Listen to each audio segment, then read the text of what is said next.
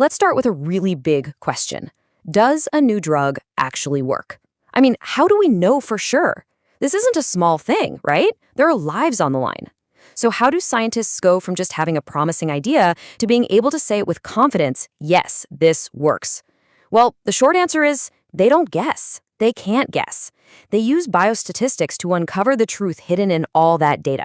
So to really get how this all works, we're going to follow the exact process a researcher would. First, we'll cover what biostatistics actually is. Then we'll look at how you gather your evidence. After that, it's all about framing the scientific question, choosing the right test for the job, and finally, the big one, figuring out what the results actually mean. Okay, so what is it? At its heart, biostatistics is the science of designing studies, crunching the data, and then, this is key, interpreting what it all means for things like biology, medicine, and public health. It's the engine that takes all that raw information from a clinical trial or a health survey and turns it into a real, valid scientific conclusion. It's the reason we can trust the research that our health depends on. All right, on to section 2, gathering your evidence. The foundation of every study is something called sampling. So where do you think a good study actually starts? It's not with some complicated formula or a high-tech lab. Nope. It starts with the people. The subjects you choose to study. This whole process is called sampling, and believe me, it is the absolute bedrock of everything that follows. So what are we talking about here? Well, a sample is just the small group we're actually studying. We study them to try and understand a much, much larger population. And the sample size is simply how many people are in that group. But don't let the simplicity fool you. Deciding on that number is one of the most critical decisions a researcher will ever make. It's not just a number, it's the very foundation of your study's reliability. This really is the Goldilocks problem of research.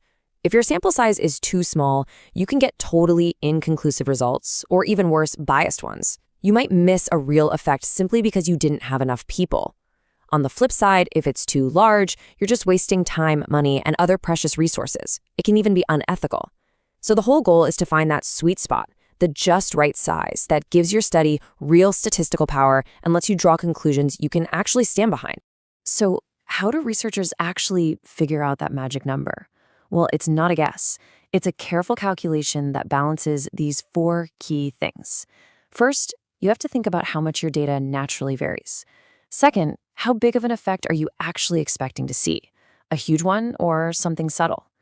Third, you set your significance level. That's basically deciding how sure you need to be to avoid a false alarm. And fourth, you establish your statistical power, which is all about how confident you want to be that you won't miss a real effect if it truly exists. Okay, moving on to section 3, the scientific hypothesis. This is all about framing the core question. So you've got your sample, you know who you're studying. Now you have to be crystal clear about what you're asking. And in science, the way we do that is by creating a super precise, testable question. We call that a hypothesis. Yeah, at the end of the day, every study is really just a fair test of an idea. And that process has a name, hypothesis testing.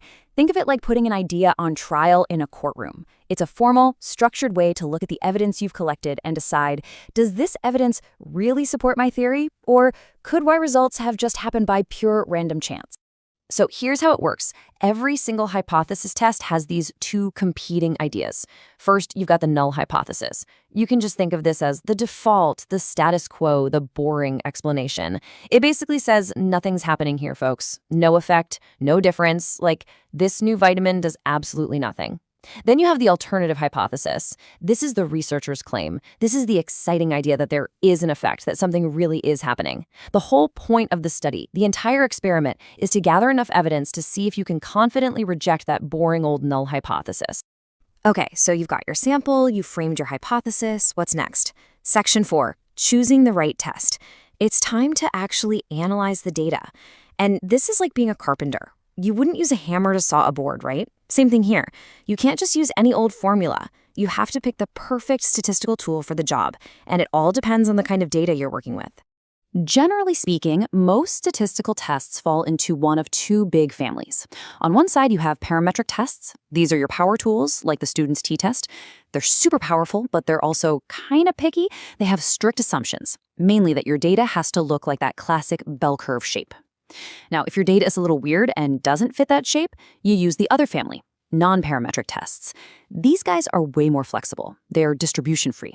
This is a perfect example of why you have to know your data inside and out before you can even think about analyzing it. And this brings us to the final section, maybe the most important one of all, interpreting the results. This is the moment of truth. You've done all the work, you've run the test, and the computer spits out a number. But what does a number actually mean? What is it telling you about the question you asked in the first place? And that number is often the famous, and let's be honest, often misunderstood, p-value. Now listen closely, because this is probably the most important thing to get right. The p-value is not the probability that your claim is true. I'll say it again. It's not the probability your hypothesis is correct. What it is the probability of seeing the results you got if that boring null hypothesis, the no effect idea, was actually true the whole time. Basically, it's a surprisometer. Think about it. If your p-value is really, really small, it means that your results would be incredibly surprising if there was actually no effect. And because it's so surprising, you start to think, maybe that no effect idea is wrong. And that's when you reject the null hypothesis. But if the p-value is large, it means your results aren't surprising at all under the null hypothesis. They're totally plausible, which means you just don't have enough evidence to make a big claim. But, and this is a huge but, here's the thing that separates a good student from a truly great scientist. Getting a small p-value is great. That's called statistical significance. But that is not the end of the story. It's just the beginning. The real work starts with a follow-up question. So your data comes back with a statistically significant result. Awesome. But your job as a thinker, as a scientist, is to immediately ask, okay, but is it practically significant? Let's say a new drug lowers blood pressure by one tiny point more than the old drug, and your p-value is super small. Great. But is a 1-point difference actually meaningful for a patient? Is it going to change their life? Is it going to change how doctors practice medicine? That is the final critical question.